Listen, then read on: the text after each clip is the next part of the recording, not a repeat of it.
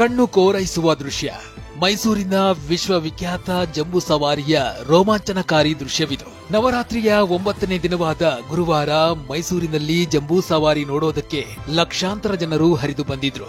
ಸಂಜೆ 4 ಗಂಟೆಗೆಲ್ಲ ಅಭಿಮನ್ಯು ಮೇಲೆ ತಾಯಿ ಚಾಮುಂಡಿ ದೇವಿ ವಿರಾಜಮಾನ ಆಗಿದ್ಲು. 750 ಕೆಜಿ ಚಿನ್ನದ ಅಂಬಾರಿಯನ್ನ ಹೊತ್ತ ಅಭಿಮನ್ಯು ರಾಜಗಾಂಭೀರ್ಯದಿಂದ ಹೆಜ್ಜೆ ಹಾಕಿದ್ರೆ ಕುಮ್ಕಿ ಆನೆಗಳಾದ ಕಾವೇರಿ ಹಾಗೂ ರೂಪಾ ಅಭಿಮನ್ಯು ಪಕ್ಕದಲ್ಲೇ ಸಾಗಿದ್ವು. 2 ಗಂಟೆ 10 ನಿಮಿಷದಲ್ಲಿ ಅರಮನೆಯಿಂದ ಬನ್ನಿ ಮಂಟಪದವರೆಗೆ ಅಭಿಮನ್ಯು ರಾಜಗಾಂಭೀರ್ಯದ ಹೆಜ್ಜೆ ಹಾಕಿದ್ದಾನೆ.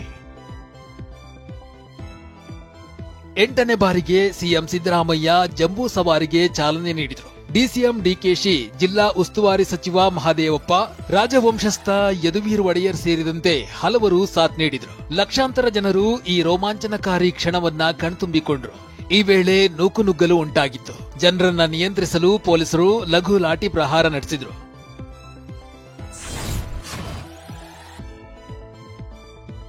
ಜಂಬೂ ಸವಾರಿಗೂ ಮುನ್ನ ಅರಮನೆಯ ಬಲರಾಮ ದ್ವಾರದ ಬಳಿ ನಂದಿ ಧ್ವಜಕ್ಕೆ ಪೂಜೆ ಸಲ್ಲಿಸುವ ಮೂಲಕ ಕಲಾ ತಂಡಗಳ ಮೆರವಣಿಗೆಗೆ ಸಿಎಂ ಚಾಲನೆ ನೀಡಿದರು. 58 ಟ್ಯಾಬ್ಲೋಗಳು, 125ಕ್ಕೂ ಹೆಚ್ಚು ಕಲಾ ತಂಡಗಳು ಕಣ್ಮನ ಸೆಳೆದುವು. ಮಧ್ಯಾಹ್ನ 1 ಗಂಟೆ ಧನುರ್ಲಗ್ನದಲ್ಲಿ ಪೂಜೆ ಸಲ್ಲಿಸಿದ್ರು. ಈ ವೇಳೆ ಈಡುಗಾಯಿ ಒಡೆಯಲು ಸಿಎಂ ಮುಂದಾದ್ರು. ಆದ್ರೆ 2 ಬಾರಿ ಒಡೆದ್ರೂ ಕಾಯಿ ಒಡೆಯಲಿಲ್ಲ. ಆದ್ರೆ 3ನೇ ಬಾರಿಗೆ ಸಿಎಂ ಪ್ರಯತ್ನ ಫಲ ನೀಡಿತು. ವಿಷಯ ಅಂದ್ರೆ ಡಿಸಿಎಂಗೂ ಇದೇ ಅನುಭವ ಆಗಿತ್ತು.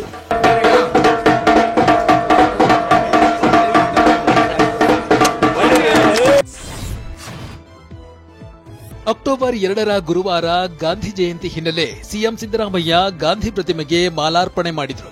ಜಂಬೂ ಸವಾರಿಗೆ ಚಾಲನೆ ನೀಡೋದಕ್ಕೆ ಮೈಸೂರಿಗೆ ತೆರಳಿದ್ದ ಹಿನ್ನೆಲೆ ಮೈಸೂರಿನ ಗಾಂಧಿ ಸ್ಕ್ವೇರ್ ಬಳಿ ಗಾಂಧಿ ಪ್ರತಿಮೆಗೆ ಸಿಎಂ ಮಾಲಾರ್ಪಣೆ ಮಾಡಿದರು.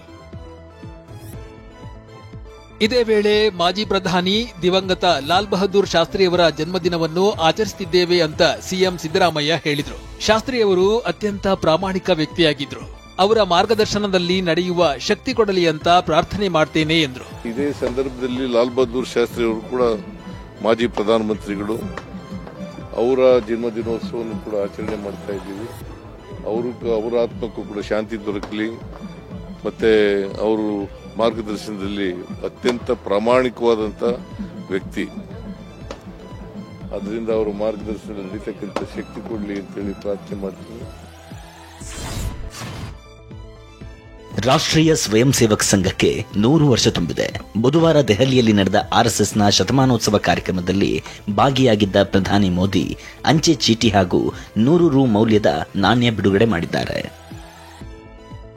ಇನ್ನು ಕಾರ್ಯಕ್ರಮವನ್ನು ಉದ್ದೇಶಿಸಿ ಮಾತನಾಡಿದ ಮೋದಿ, ಪ್ರವಾಹ, ಭೂಕುಸಿತವಾದಲ್ಲಿ ಆರ್ಎಸ್ಎಸ್ ಮೊದಲು ತಲುಪುತ್ತಿದೆ ಎಂದಿದ್ದಾರೆ. ಪಂಜಾಬ್ ಕಿ ಬಾಢ್, ಹಿಮಾಚಲ್ ಉತ್ತರಾಖಂಡ್ ಕಿ ಆಪ್ದಾ, केरल के वायनाड की त्रासदी, हर जगह स्वयं सेवक सबसे पहले पहुंचने वालों में से एक रहते हैं. कोरोना काल में तो पूरी दुनिया ने संघ के साहस और सेवा भाव का प्रत्यक्ष प्रमाण देखा है.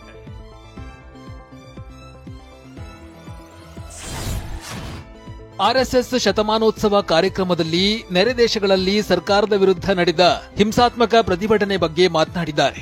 ಸರ್ಕಾರ ಜನರಿಂದ ದೂರ ಉಳಿದಾಗ, ಜನರ ಸಮಸ್ಯೆಗಳನ್ನ ಅರ್ಥ ಮಾಡಿಕೊಳ್ಳದೇ ಇದ್ದಾಗ, ಜನಪರ ನೀತಿಗಳನ್ನ ಮಾಡದೇ ಇದ್ದಾಗ ಜನರು ಸರ್ಕಾರದ ವಿರುದ್ಧ ತಿರುಗಿ ಬಿಡ್ತಾರೆ.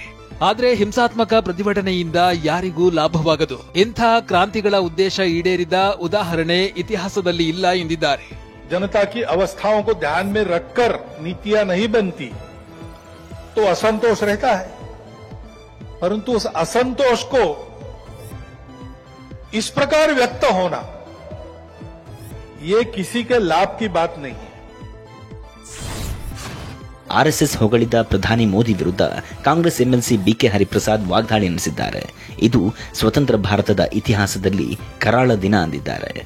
ಇದು ಸ್ವತಂತ್ರ ಭಾರತದ ಇತಿಹಾಸದಲ್ಲಿ ಕರಾಳ ದಿನ.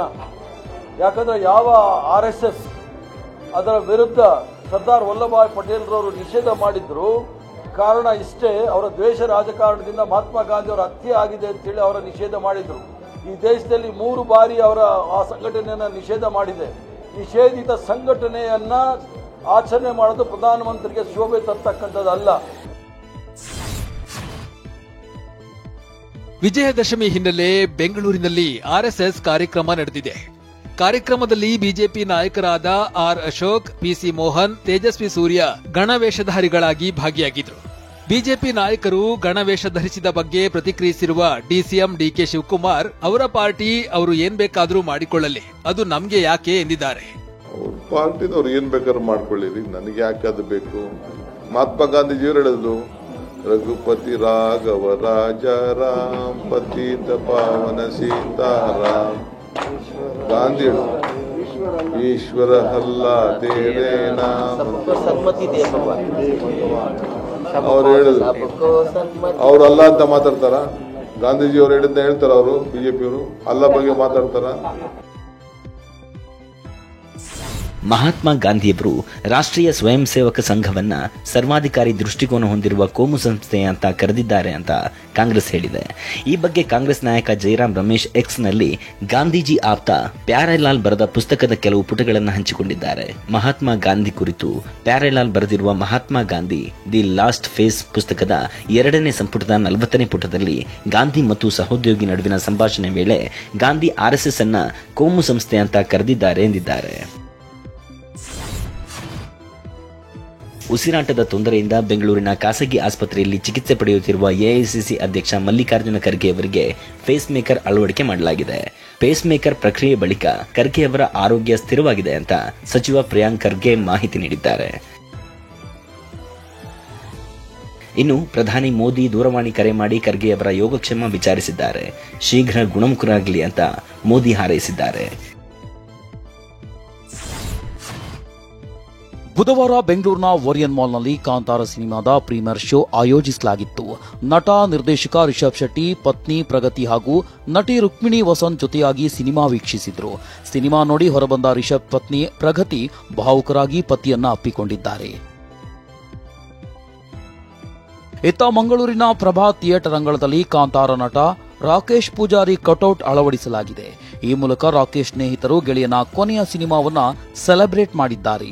106 ಕನಸಿಟ್ಕೊಂಡು ಕಾಂತಾರ ಸಿನಿಮಾದಲ್ಲಿ ನಟಿಸಿದ್ದ ರಾಕೇಶ್ ಸಿನಿಮಾ ರಿಲೀಸ್ಗೂ ಮೊದಲೇ ಹೃದಯಾಘಾತದಿಂದ ನಿಧನರಾಗಿದ್ರು.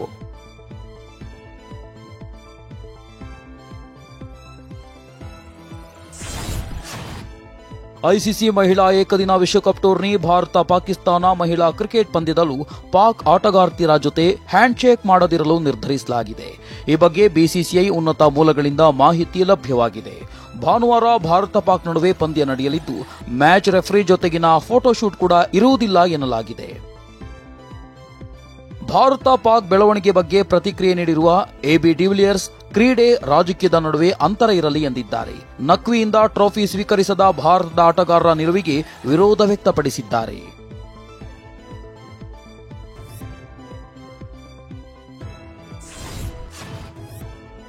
Serum Institute of India CEO Adar Poonawalla RCB franchise ಖರೀದಿಸಲು ಮುಂದಾಗಿದ್ದಾರೆ ಎನ್ನಲಾಗಿದೆ.